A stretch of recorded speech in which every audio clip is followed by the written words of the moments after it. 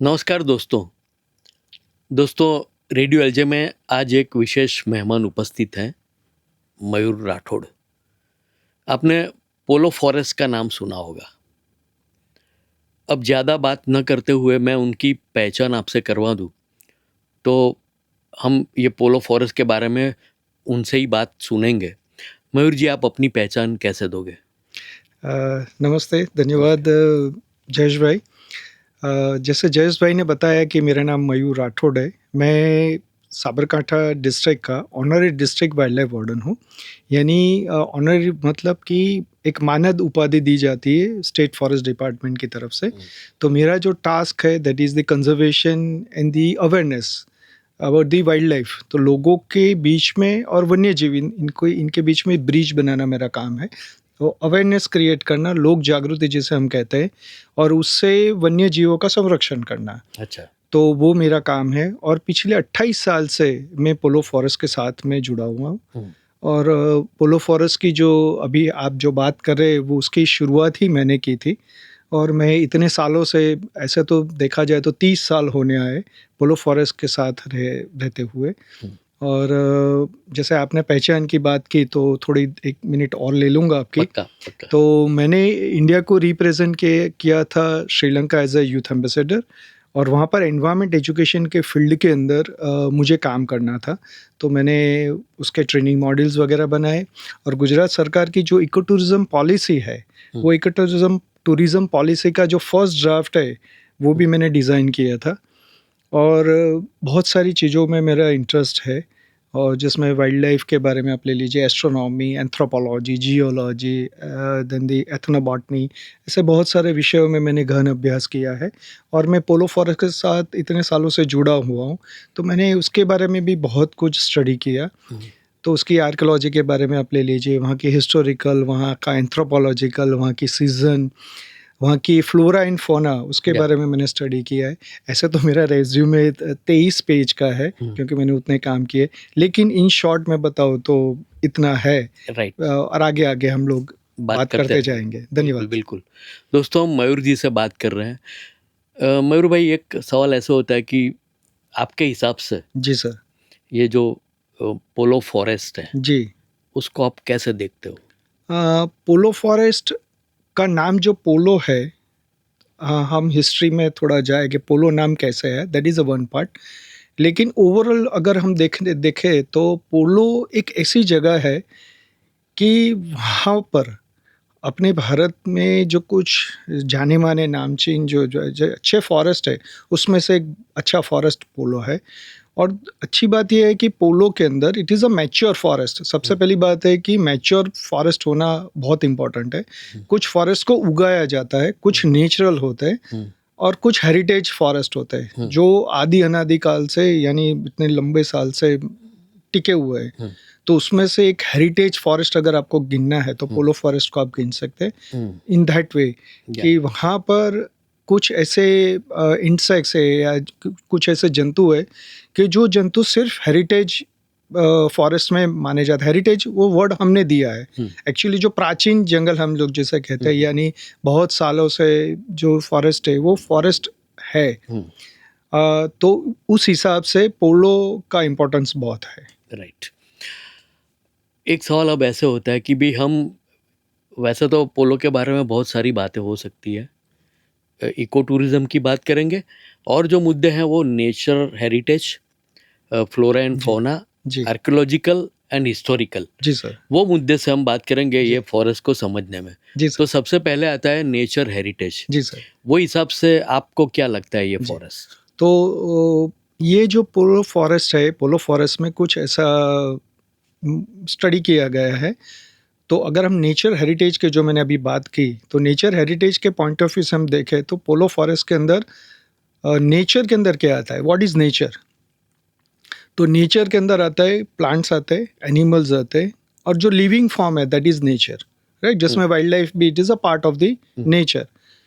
तो overall environment के point of view से हम देखें तो जिसमें उसमें पानी है, उसका जियोलॉजिकल टर्म भी आ गया, वहाँ फॉरेस्ट भी आ गया, और उस हिसाब से पोलो फॉरेस्ट के अगर हम फ्लोरा की बात करें, यानी पौधों, पेड़ पौधों की बात करें, तो पोलो फॉरेस्ट के अंदर बहुत अच्छे पौधे पाए जाते हैं और उसमें से जो इंटरेस्टिंग कुछ है, मैं टोटल नंबर्स तो बताता हूँ, दैट इज़ 416 या 17 स्पीसीज ऑफ द फ्लोरा, यानी वनस्पति या औषधि वहाँ पर है, जिसमें हम लोग वनस्पति को क्लैरिफाई करें तो उसमें मेजर 4 पार्ट होते हैं। वनस्पति जैसे क्लासिफिकेशन कहते हैं या वर्गीकरण या वर्गीकृत हम करते हैं, तो उसमें मेजर 4 पार्ट है, जिसमें हम लोग जैसे कहते हैं जिसमें पौधे होते हैं या छोटे क्रीपर यानी वेल जिसे हम लोग बोलते हैं या लता जिसे हम कहते हैं, फिर पौधे होते हैं यानी बड़े से पेड़, और क्षुप यानी श्रब। तो उस तरह से 4 मेजर क्लासिफिकेशंस है। तो उसके अंदर हम लोगों ने जितना भी देखा है वहाँ पर और जितना स्टडी किया है, there's a 416 plant species are there, तो उतने स्पीसीज वहाँ पर है। और इम्पोर्टेंट वहाँ पर है कि कुछ ऐसे वहाँ के जो ट्राइबल है, तो वहाँ के जो ट्राइबल है उसमें एक जो पुरानी एक सभ्यता के जो हमारे भारत के अंदर हम जिसे कहते हैं प्रीमिटिव ट्राइब यानी आदम जाति है ना, जो भारत की मेजर आदम जाति है, उसमें से एक जाति वारली वाली की जाति से मिलते जुलते काथोड़ी जाति के लोग वहाँ पर रहते हैं। वाई कॉल काथोड़ी क्यों माना जाता है? क्योंकि हम जो कत्था खाते हैं, पान के अंदर जब चबाते हैं जो कत्था खाते हैं, तो जो कत्था बनता है वो कत्था खैर नाम के एक पेड़ के अंदर से बनता है। तो जो बनाने का जो उसका छिलका है, हाँ, इंटरनल बार्क, जो उसको आप खोल दोगे तो अंदर की जो inner bark, that is called soft wood. तो जिसे हम गर भी कहते हैं गुजराती में, तो जो इनर सॉफ्ट पार्ट होता है उसको वो लोग भिगो के उसको कूट के उसके अंदर से जो रस निकलता है दैट इज कॉल्ड कत्था। तो बनाने की टेक्निक थी। तो आज से करीबन 400 साल पहले उनको महाराष्ट्र से खानदे से ये पोलो फॉरेस्ट में लाया गया था। तो उनके पास primitive knowledge of the plants यानी पेड़ पौधों के बारे में उनको ज्ञान था और आज की तारीख में भी है। तो बात ये हुई कि वो ट्राइब के साथ में भी मैं रहा, तो उन्होंने देखा, मैंने स्टडी किया उनके साथ में रह के, और अपने फॉरेस्ट डिपार्टमेंट ने भी बहुत अच्छा काम किया है। तो उनकी जो डॉक्यूमेंटेशन हुई उसके अंदर इतने सारे तरह अच्छे प्लांट्स वहाँ पर है। और सबसे इम्पॉर्टेंट बात है कि कुछ पौधे तो ऐसे हैं यानी कि उसके जो ट्यूबर्स यानी उसकी गांठ हम लोग जो बोलते हैं या उसके अंदर का ट्यूबर जो कहते हैं, तो पेड़ अंदर ज़मीन के अंदर होती है, तो उसको निकाल के अगर आप खाओगे तो करीबन 3 से 4 महीने तक आपको भूख नहीं लगेगी। तो ये ट्राइबल लोग ज़्यादातर, ये काथोड़ी लोग जो थे या है, वो लोग उसका इस्तेमाल करते थे और उनके पास से मैंने सीखा। फिर वहाँ पर धौली मूसली करके है, वो एक प्लांट है। ऐसे तो बहुत सारे वहाँ पर ज्योतिषमती, जो आँख के नंबर हमारे जो है वो, और ब्रेन टॉनिक है, तो ज्योतिषमती का वहाँ पर अच्छे पौधे पाए जाते हैं। फिर एक भोए आमली करके है जो ज़मीन के ऊपर प्लांट रहता है, तो उससे इम्यूनिटी बढ़ती है, जो हमारा बोन मैरो जो है उसके अंदर। और ट्राइबल लोग तो ये कहते हैं कि हमारे बॉडी में यानी लेडीज़ के अंदर जो गर्भाशय होता है यानी जो यूट्रस होता है, वो वॉल के अंदर फाइब्रोइड होते हैं यानी गांठ बोलते हैं हम लोग, तो फाइब्रोइड भी डिसोल्व हो जाता है। तो वहाँ के ट्राइबल के अंदर फाइब्रोइड नहीं है। उसके पीछे का रीज़न क्योंकि वो लोग ये कंज्यूम करते हैं। और इम्पॉर्टेंट बात है कि अभी कुछ सालों पहले स्टेट फॉरेस्ट डिपार्टमेंट के बहुत अच्छे नामांकित और बहुत ख्यातनाम फॉरेस्ट ऑफिसर है अपने एच.एस. सिंह साहब, उन्होंने एक स्टडी करवाया था कि भारत के अंदर यानी गुजरात के फॉरेस्ट में इम्पोर्टेंट ट्रीज कौन से है। तो उसमें से पोलो फॉरेस्ट के पास में वीरेश्वर करके जगह है। तो वीरेश्वर के पास में एक ही पौधा है, ऐसे 3-4 पौधे पेड़ है जो पूरे गुजरात में कहीं नहीं, सिर्फ वहीं है। तो उसे कहते हैं पत्थर देवड़ी।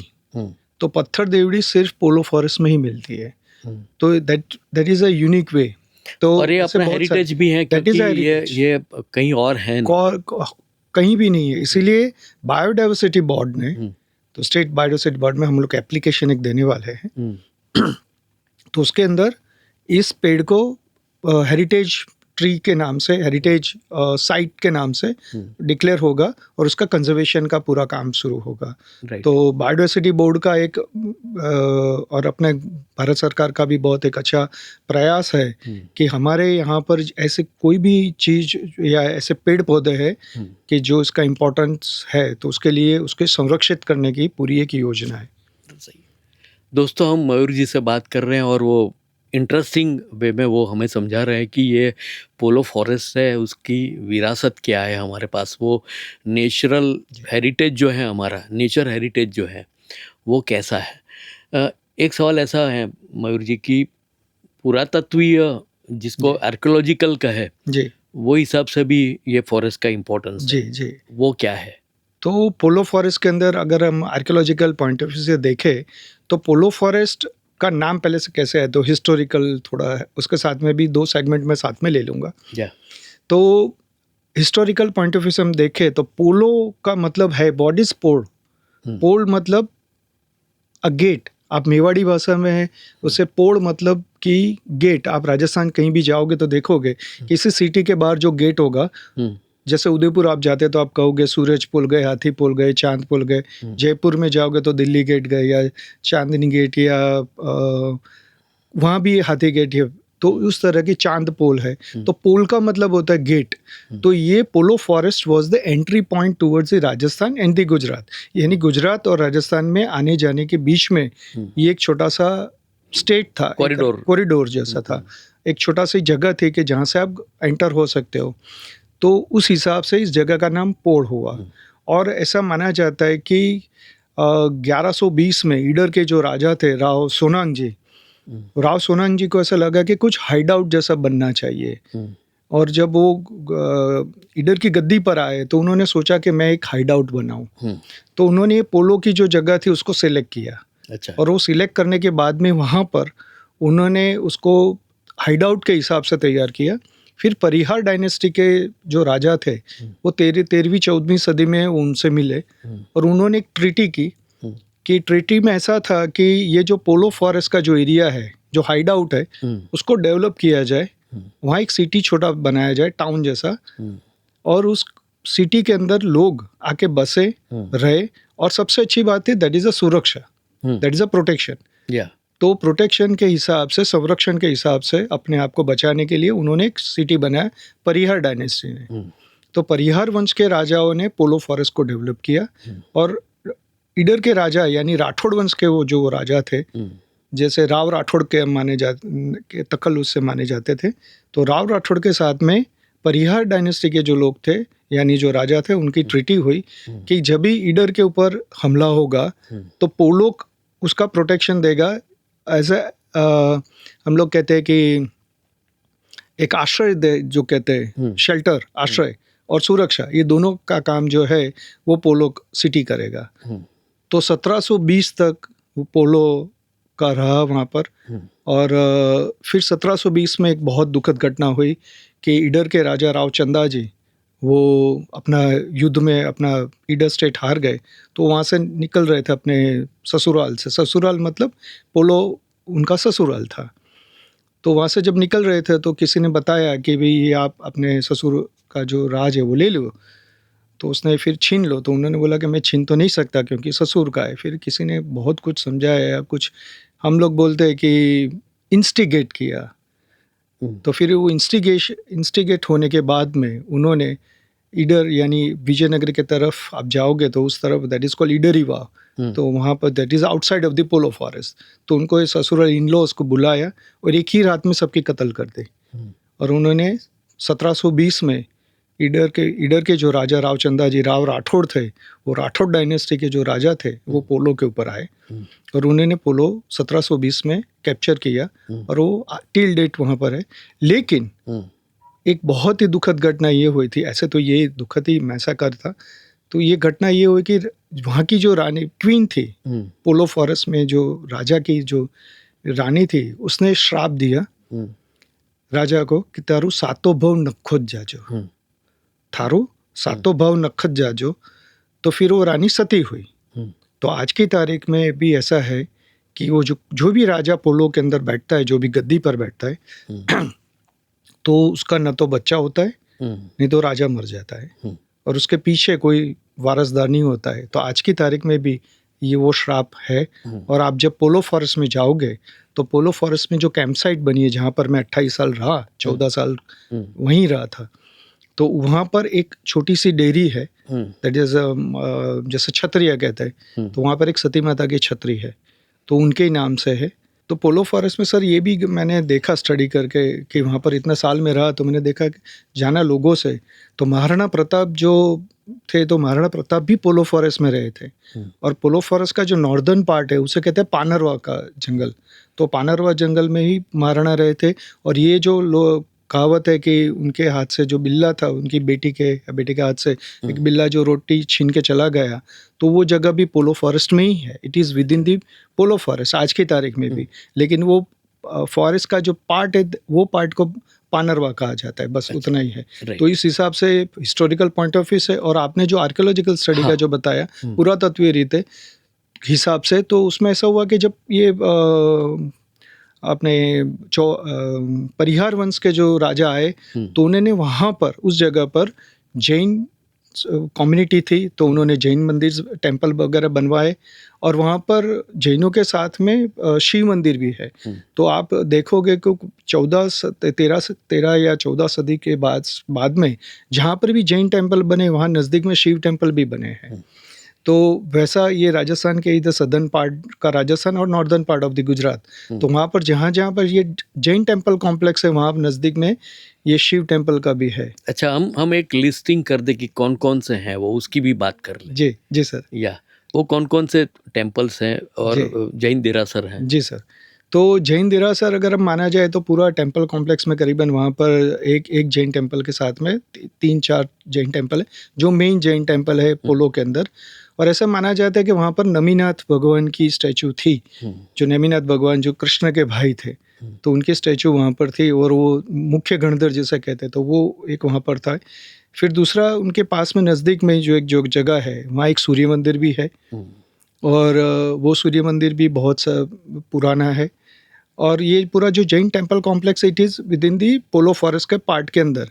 और वहाँ नज़दीक में दूसरे भी टेम्पल है।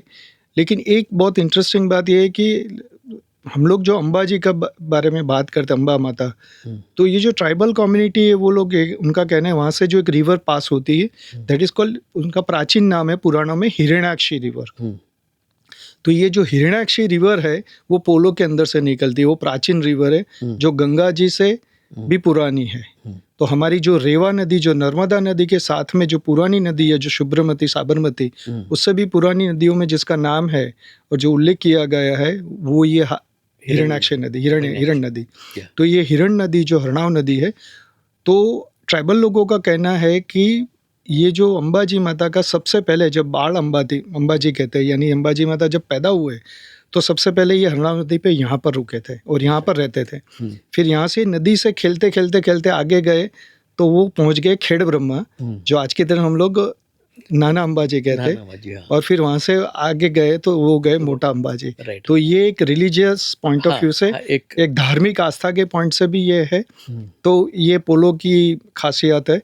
और रही बात वहाँ के लोगों की रिलीजन पॉइंट ऑफ व्यू से, तो वहाँ पर जैन कम्युनिटी बहुत बड़ी थी। ये हरणाव नदी जो पूरी है यानी पोलो से लेके नज़दीक में देवपुरी करके गांव है, तो ये गांव जो है दोनों के बीच में हरणाव नदी पास होती है। तो ऐसा माना जाता है कि पोलो एंड दी देरोल यानी देवपुरी, दे वर द लिंक सिटी। ये दोनों सिटी एक दूसरे से जुड़े हुए थे। जैसे आज की तारीख में हम लोग वल्लभ विद्यानगर आनंद कहते हैं, ये अहमदाबाद गांधीनगर कहते हैं, ट्विन सिटीज जो हम जो कहते हैं। तो ये जो ट्विन सिटी का जो आइडिया है या विचार है ओरिजिनल जो था, तो ये पोलो के अंदर है और देवपुरी, इन दोनों के बीच में दे वर द लिंक्स। ऐसा माना जाता है कि आप मांसाहारी किसी को दे दीजिए तो हाथों हाथ किसी के आप वहाँ देरोल पहुँच जाएगी। देरोल से अगर ने किसी ने कुछ दिया है तो पोलो हाथों हाथ आती थी। तो वह इतनी डेंस पॉपुलेशन थी और ज़्यादातर ये जैन कम्युनिटी थी। और वहाँ से जो नया एक माना जाता है कि देवपुरी से आगे दैट इज़ अ खेड़ ब्रह्मा, उनके साथ में रिलेशनशिप है। तो वहाँ से एक नया जैन धर्म या एक जैन धर्म का एक भाग जो वहाँ से निकल के बाहर आया दैट इज़ कॉल्ड हुमड़ जैन समाज। दिगंबर जैन समाज का हुमड़ जैन समाज है। हुमड़ जैन समाज का ओरिजिन अगर कहे तो वो हरणाव नदी के पास में यानी खेड़ ब्रह्मा, और ये जो पूरा जो एरिया है हिस्टोरिकल प्लेस है उस हिसाब से। राइट दोस्तों, हम मयूर जी से बात कर रहे हैं और पोलो की जो हिस्ट्री है, आर्कियोलॉजिकल जो इसका इम्पोर्टेंस है उसकी बात करते हैं। एक विजयनगर नाम जो है वो आपने कहा, वो भी एक बड़ा एक स्टेट हुआ करता था जी, विजय सेकंड क्लास। वो भी पोलो से नज़दीकी है।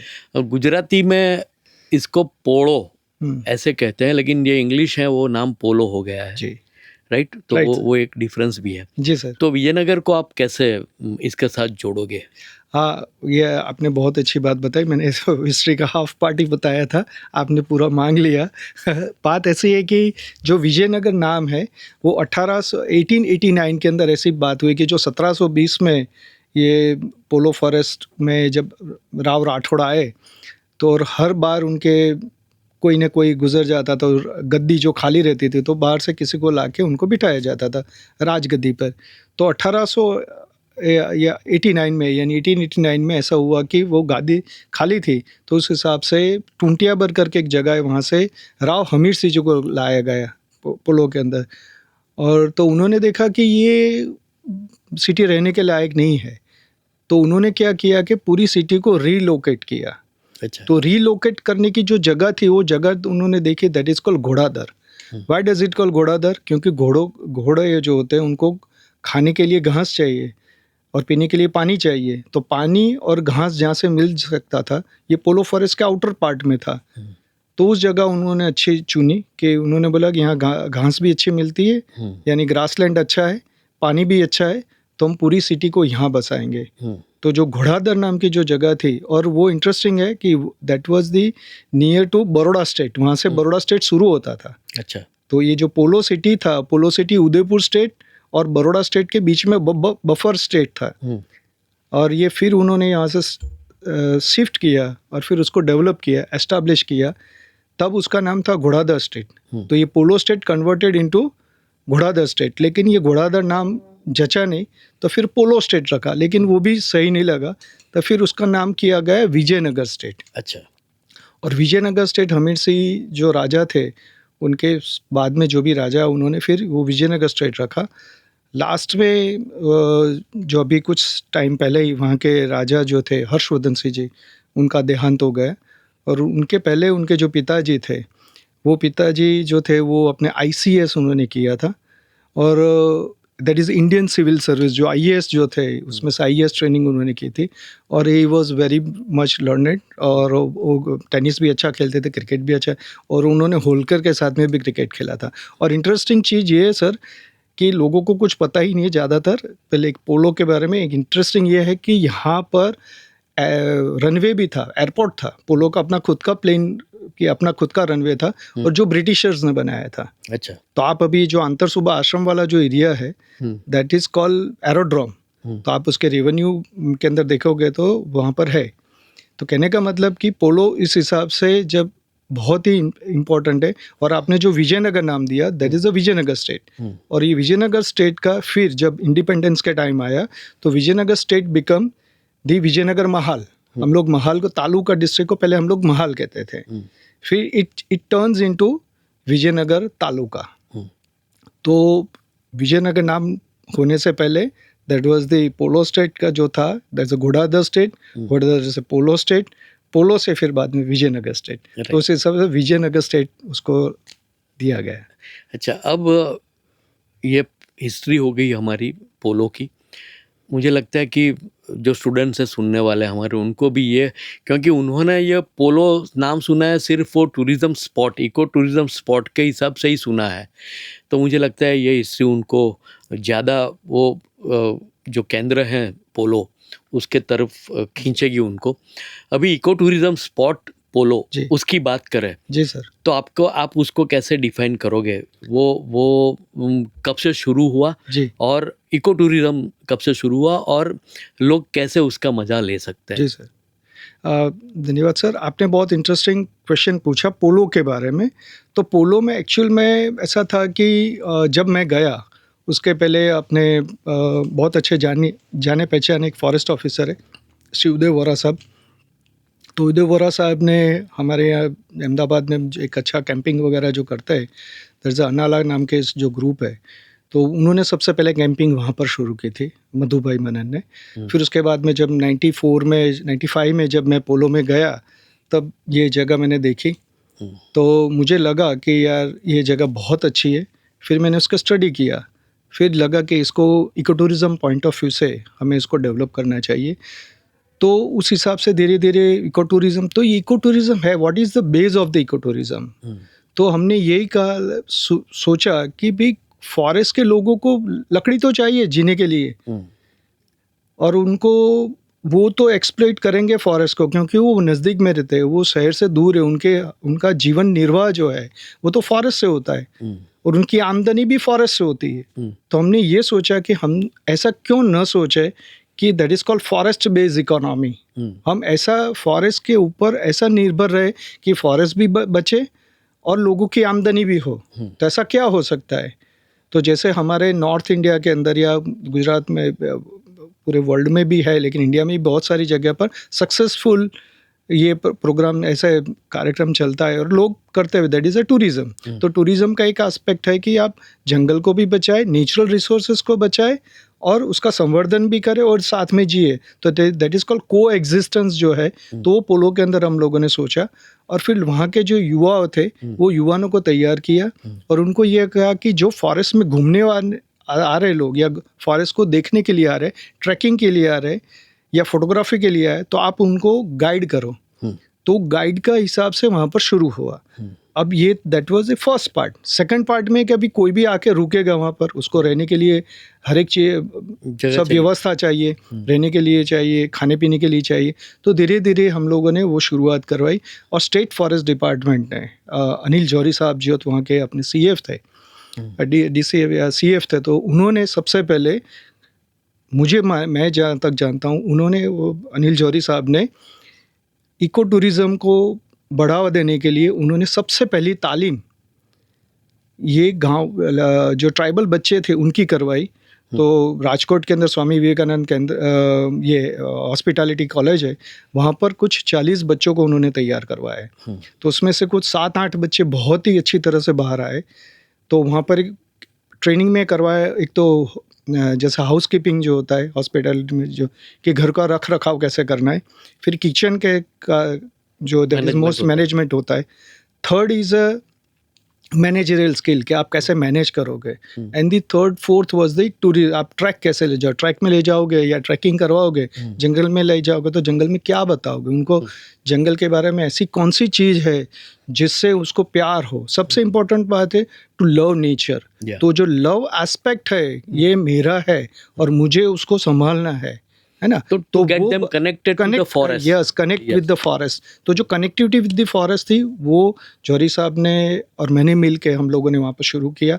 तो फिर गुजरात के अंदर ही उस वक्त इको टूरिज्म कुछ था नहीं, तो फिर सर ने मुझे बोला कि मैं ऐसा क्या, फिर मैंने इको टूरिज्म पॉलिसी का पूरा एक ड्राफ्ट तैयार किया कि हम लोग कौन से ऐसे सिस्टम बनाए ताकि गांव के बच्चे यानी ट्राइबल बच्चे अपना जंगल बचा के आमदनी करे और विथ प्राइड वो जी सके, राइट, है ना। तो उस तरह से हम लोगों ने पूरी शुरुआत की। तो आज की तारीख में इको टूरिज्म वहाँ पर बहुत अच्छा फ्लरिश हुआ। हम लोगों ने यहाँ पर स्टेट फॉरेस्ट डिपार्टमेंट में वहाँ कैंपिंग साइट शुरू की। तो वहाँ के आसपास के आदिवासी जो बच्चे थे, स्कूल्स के बच्चे थे, वहाँ पर नेचर एजुकेशन कैंप के लिए आते थे। तो वहाँ पूरे साल में 3 महीने हम लोगों ने वहाँ पर कैंपिंग वगैरह करते थे और बच्चों को जंगल में ले जाना, जंगल के बारे में समझाना और उनको जंगल के बारे में प्यार हो और उसको पसंद करे कि ये मुझे चाहिए, why, because I need it, मुझे चाहिए। तो जो चाहने वाली जो बात है और आई वांट की जो भावना है वो बच्चों में हम लोगों ने शुरुआत करवाई और वहाँ के स्थानिक लोगों में भी ये प्यार बढ़ा है कि ये जंगल मुझे चाहिए।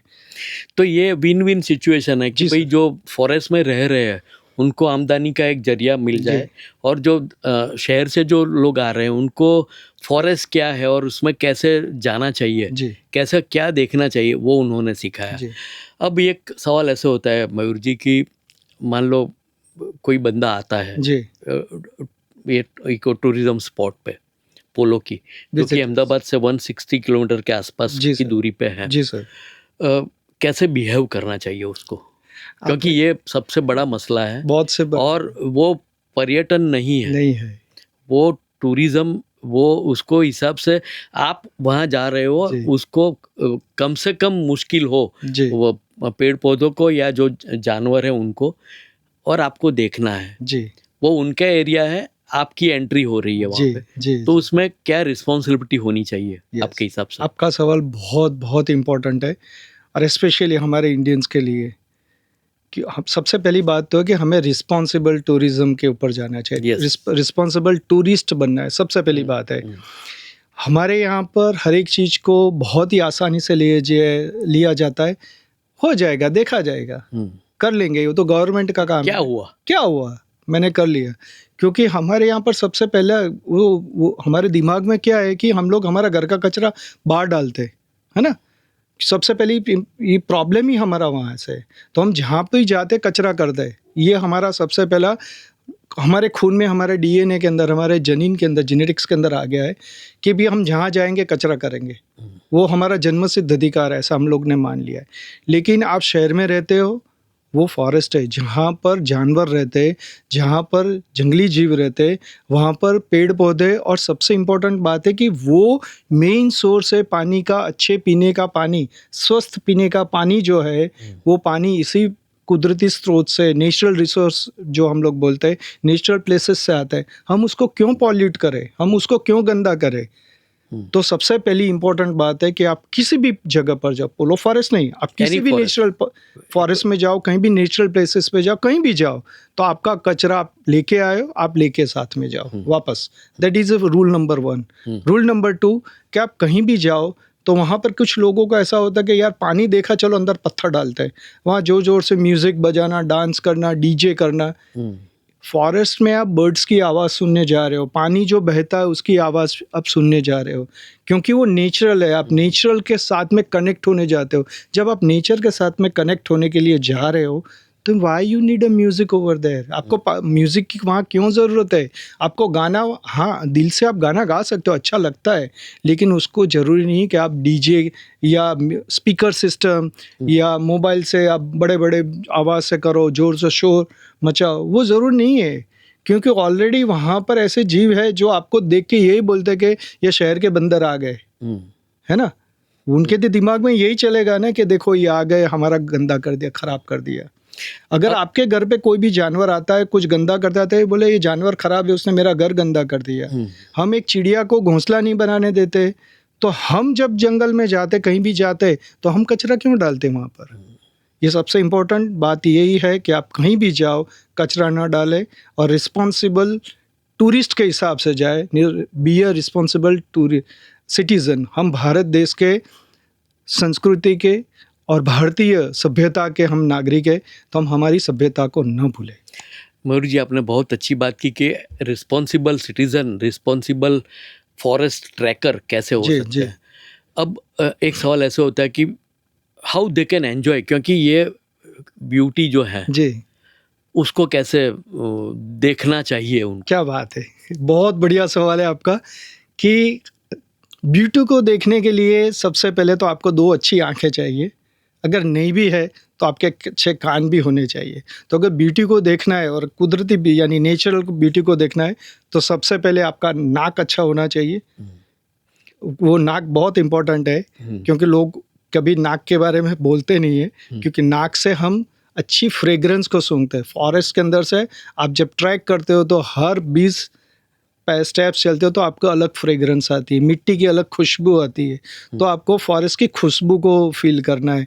जो फ्लावर के ऊपर से जब हवा बह के आती है, तो जो ब्रीज आती है, जो हवा आती है, हवा का झोंका जो बोलते हैं, तो हवा के झोंके के साथ में फॉरेस्ट की फ्रेग्रेंस भी आती है। तो सबसे पहले फॉरेस्ट की फ्रेग्रेंस को फील करना है।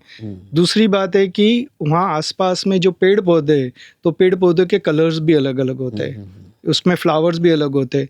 वहाँ पर बर्ड्स भी बहुत अच्छे हैं। बर्ड की आवाज़, जो बर्ड चर्पिंग हम लोग होते हैं, बर्ड की आवाज़, वो बहुत इंपॉर्टेंट है। वहाँ बटरफ्लाइज बहुत अच्छे हैं। दूसरी बात, कोई भी जगह पर आप जाओ तो इतना तो मिल ही जाएगा। और वहाँ पर कुछ नेचुरल, जब आप चलते हो तो नीचे इंसेक्ट्स होते हैं, तो आप देखिए वहाँ के इंसेक्ट कुछ अलग तरह के होते हैं। तो आपने कभी इंसेक्ट, कभी चींटियों को चलते हुए देखा? जस्ट कभी देखिए तो सही कि कितनी शिस्त यानी विथ डिसिप्लिन हो जाती है, वो देखिए। जो अगर आपको कुछ नहीं करना है तो आप पानी के साथ में जाके वहाँ बैठिए, क्योंकि हमारे बॉडी में 70% वाटर है। तो जैसे ही हम वाटर के पास में जाते हैं तो we are connect with that energy, हम उस ऊर्जा के साथ में जुड़ते हैं। हमें पानी क्यों अच्छा लगता है? हम समंदर किनारे जाके बैठते हैं तो हमें समंदर क्यों अच्छा लगता है? हम तालाब के किनारे जाते हैं या बहती नदी के पास में जाते क्यों अच्छा लगता है? क्योंकि वी आर 70% वाटर सर। तो जब हम हम खुद पानी है, 70% पानी है। तो जब हम हमारे रूट को जब देखते हैं या हमारा जहाँ से शुरू हुई है, ऐसे भी लाइफ फॉर्म पानी से शुरू हुआ था, तो जब हम पानी के पास जाते तो हमें बहुत अच्छा लगता है। तो just connect with that water. जब जाके वहाँ पर बैठिए, जस्ट आंखें बंद करके पानी के ऊपर जो बहती हवा है उसको फील करिए। एक पत्ता उड़ के आ रहा है उसको कान से सुनिए और जो उसको फील कीजिए। तो नेचर को देखने के लिए बहुत सारे तरीके, और जस्ट आप वहाँ जाइए, आप चुप हो जाइए, आपका बोलना बंद, यानी नेचर को फील करना शुरू। और आपके पास मोबाइल तो है ही, मोबाइल को घुमाते रहिए जी, ये विजन जो विजुअल्स है जी, उसको आप कैप्चर करते वो भी रहिए कर सकते हैं without disturbing anybody. Without disturbing. आपने जो बात कही पानी की, जी। बराबर, तो वैसे तो जो पंच महाभूत का जी, शरीर बना जी, हुआ है, पंचमहाभूत जी, बराबर, जी सर, पृथ्वी, जल, जी, वायु, तेज, जी, आकाश। जी, कहीं पे मैंने पढ़ा था कि ये पांचों मीन्स तत्व। किसी बंदे का नाम ही पांचों था। पांचों भाई, पांचा भाई, पांचों। पांचों, हाँ, पांचा जी, भाई, जी, राइट। जी, तो हर एक पांचा है, मैं हाँ। भी पांचा हूँ, आप भी पांचे हैं, सही है। बराबर है, उसी से बने हुए हैं। जी, जी, जी, और वही चीजें वहां पे उपलब्ध है। जी, फॉरेस्ट में आप जी, जाते हो जी, जी, और वो प्योरेस्ट फॉर्म में जी, उपलब्ध है, जी, बिल्कुल शुद्धतम जी, जिसको कहे, तो उसके साथ आपको कनेक्ट होना कनेक्ट है। होता है, बात यह है कि वो कनेक्ट होने जाते हो कनेक्ट आप, होने जाते हो। Not to disconnect. कुछ Exactly. भी डिस्कनेक्ट नहीं जी करना सर, है, जी सर, वहां पे आप जा सकते हो। जी सर। तो मुझे लगता है कि ये हमारे जो श्रोता हैं उनको ये अच्छा लगेगा। आखिर में आप कुछ कहना चाहोगे मयूर जी? जी, आपने जो सर बताया कि पाँचों और कनेक्ट विद द नेचर, तो बहुत इंटरेस्टिंग बात बता देता हूँ सर, कि हमारे जितने भी तीर्थंकर जी हुए हम्म, या जितने साधु साध्वी जी हुए, उन्होंने तपस्या कहाँ की थी? फॉरेस्ट के अंदर की थी, पेड़ के नीचे की थी। तो पेड़ 5 महाभूत का बना हुआ है। 5 महाभूत अगर किसी को कहना है तो हम पेड़ को कहते हैं, और पेड़ को ही हम ऋषि मानते हैं। तो आप जब भी फॉरेस्ट में जाओ, किसी पेड़ के नीचे जाके बैठिए और पेड़ से कनेक्ट हो जाइए। That is the best way to connect with the mother nature, और प्रकृति के साथ में रहना है। तो ये संत है, तो अगर आप ऐसा माना जाता है कि सिद्धार्थ से बुद्ध की जो प्रक्रिया है, यानी हम अबुद्ध है तो प्रबुद्ध होना है और बुद्ध बनना है, तो आप जंगल में जाइए और पेड़ के नीचे बैठिए। राइट। और ये जो जगह है फॉरेस्ट, पोलो फॉरेस्ट, वो अहमदाबाद से बिल्कुल नज़दीक है। आप कहीं पे भी नेट पे चले जाइए, बहुत सारी चीज़ें वहाँ पे मिलेगी आपको, बहुत सारे कॉन्टेक्ट्स, जो लोग काम वहाँ पे कर रहे हैं उनके बारे में भी बहुत कुछ देखना मिलेगा आपको। तो you can connect with that. और ये जो इसके दूसरे जो आयाम हैं उनके बारे में मयूर जी ने जो हमें बताया है, धन्यवाद सर। उसको भी वहाँ जाके आप देख पाओगे। जी सर। मयूर जी, आपने बहुत अच्छे से बात सर। किया। धन्यवाद रेडियो एलजे की ओर से, हमारे श्रोता की ओर से, हमारे स्टूडेंट्स की ओर से। Thank you. मैं एलजे परिवार का बहुत आभारी हूँ। जयेश भाई, आपका भी बहुत आभारी हूँ कि आपने मुझे ये मौका दिया, और बच्चों के साथ जुड़ने का मुझे ये जो मौका मिला है उसके लिए मैं आपका खूब खूब आभारी हूँ। धन्यवाद। Thank you.